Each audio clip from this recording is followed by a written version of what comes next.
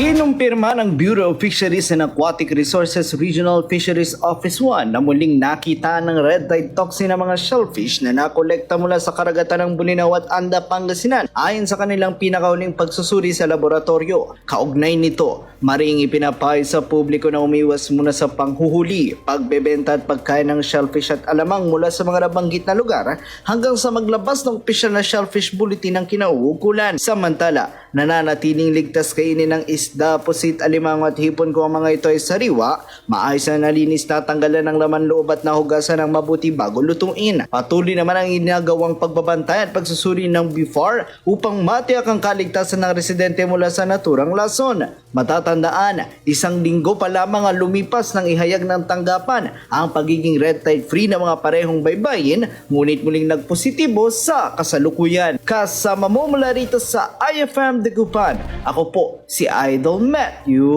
Pacheco, Tatak RMN.